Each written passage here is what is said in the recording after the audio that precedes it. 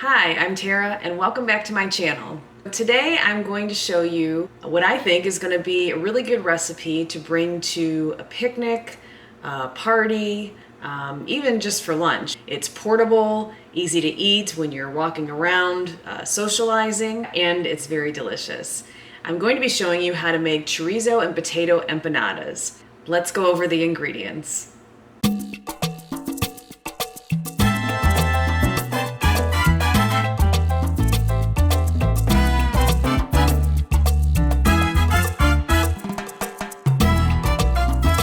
So let's get this put together. The first thing I've already done is put the flour and the salt into a large bowl, and I've stirred it around. So the next thing that we need to do is we're going to add these cubes of butter into the flour mixture, and they are cold. Next we're going to use our hands, and using our fingertips we're going to kind of grind the flour into the butter. And the warmth of your hands will help with this. It's actually not that bad at all. We want to do this until all the little cubes of butter are mixed into the flour. The next step is to add the mixture of egg, water, and vinegar to the butter and flour mixture. And then you want to stir it with a fork until it's just incorporated.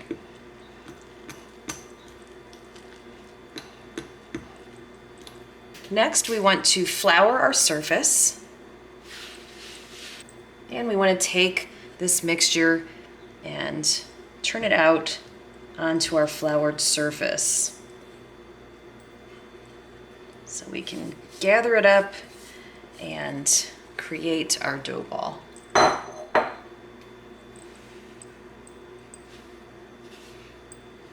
So I've pressed this down into a flat rectangle. And now I'm going to wrap it in plastic wrap and put it in the refrigerator to chill for an hour. Okay, the next thing we're going to do is cook the filling. So what we want to do is take some olive oil, one tablespoon, two.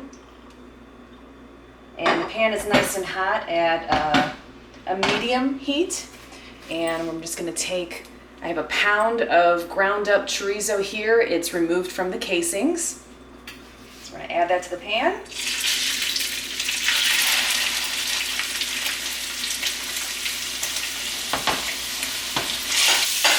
And just start breaking it up with your spatula. Just cook this, stirring every so often until it's all brown. And then we're going to remove it from the pan and start in with the vegetables.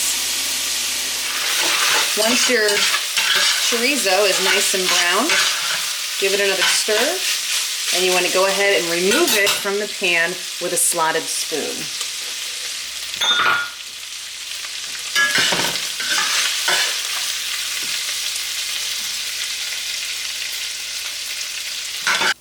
To this pan with all of the lovely goodness from the chorizo, you're going to add your onion, and I am adding 2.5 cups of finely chopped onion. And just saute this for about 15 minutes or so until the onions are soft and golden brown. Okay, so the onions are nice and brown. So to this, we are going to add 3 cloves of garlic, already pressed with a garlic press. The bell pepper, this is a whole red bell pepper. And a whole green bell pepper.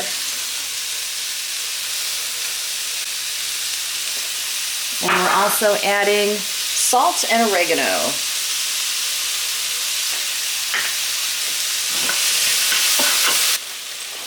Okay, once your peppers and onions are cooked down nicely and have some brownness to them, and you can also tell that it's ready because things are starting to kind of dry out again in the pan, it's time to add your diced up potatoes. And I've got about 2 cups of peeled diced potatoes here. You just want to stir those in.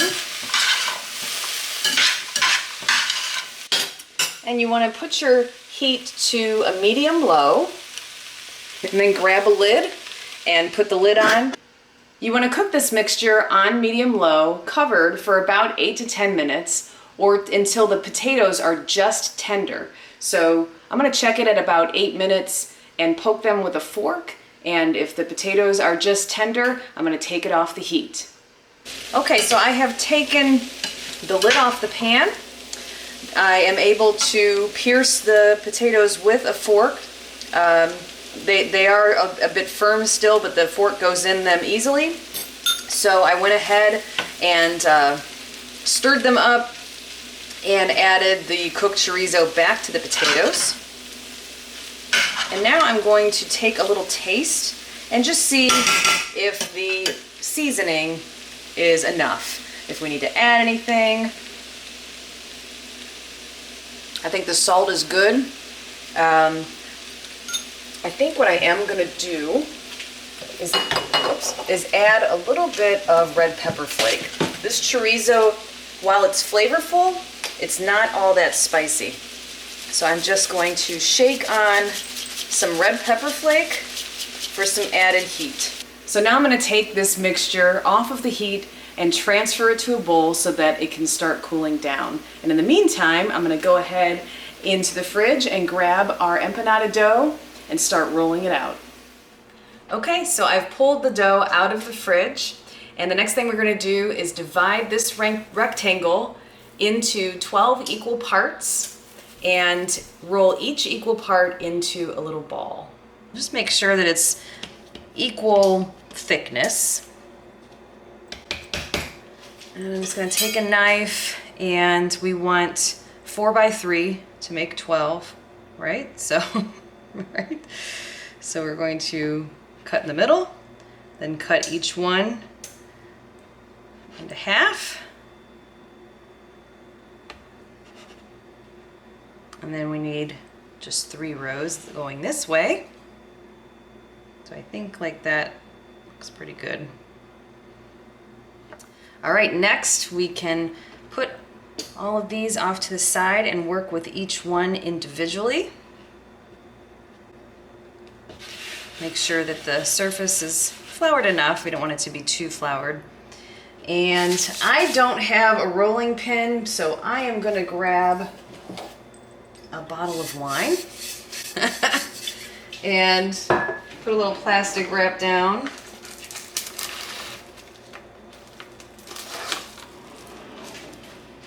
Over top of the ball here.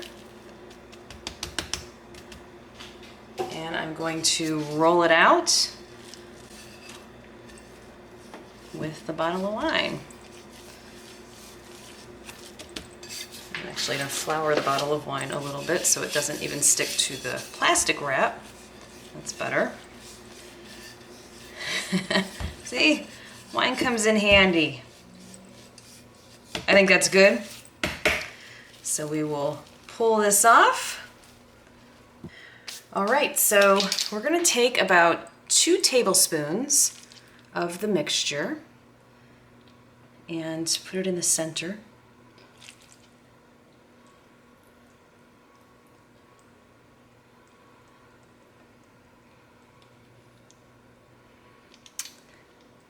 And then we want to, then we want to take the dough and pull it over or seal the edges.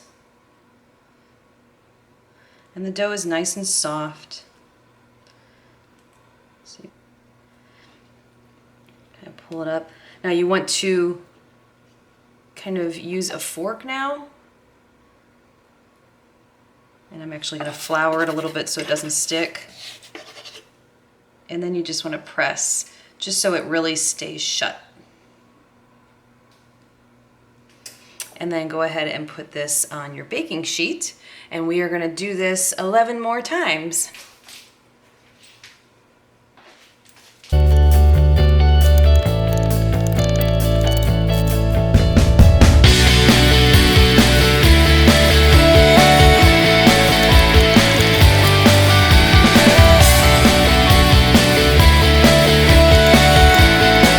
got 2 sheets of these. It took a little while. I'm a little melted. It rained a little earlier and it's pretty humid out. I've got the windows open and the fan going, and I'd rather it be like that than really cold air conditioning anyway. That's just me. But got through it. And we've got 6 on each sheet. So now we are going to brush each one of these with our egg wash. Okay. So I'm just gonna take this egg wash, and this is just an egg, and I believe it's like a tablespoon of water, and then just scrambled up. These will make the empanadas nice and golden brown when they bake. Okay, I'm gonna put these in the oven. And again, just to remind you, this is on 400 degrees, and we are putting one of the pans in the top 1/3 of the oven, and one of the pans in the bottom 1/3 of the oven.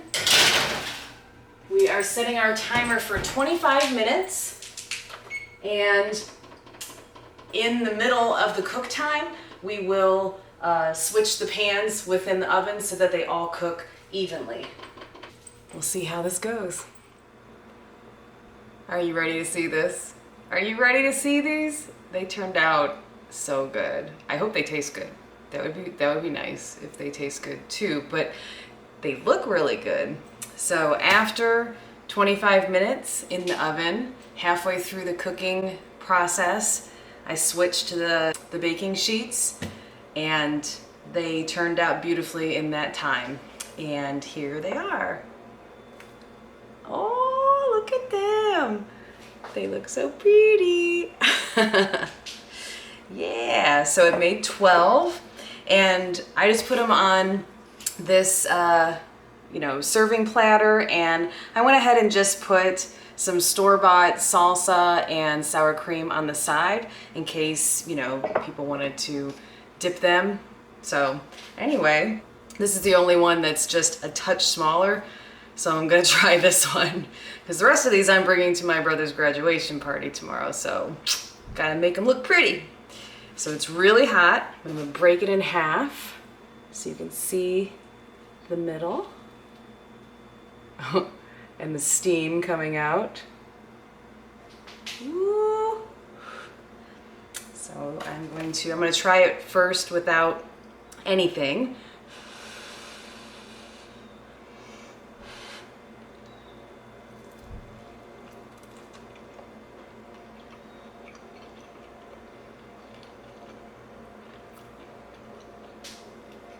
Yeah.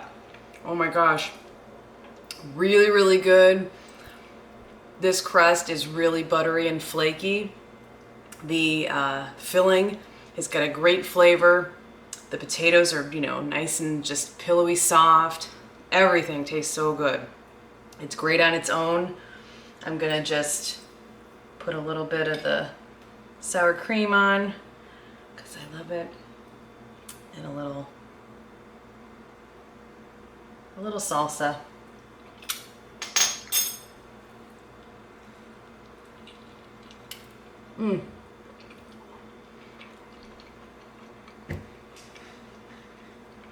Yeah. These are awesome. These are really awesome. They would also be good dipped in my spicy ranch, which you can get that recipe on my salmon burgers video. So go look for that, and you can get that recipe there. I'm warm. I'm melting, but it was so worth it. Having the oven going at 400 degrees in the summertime,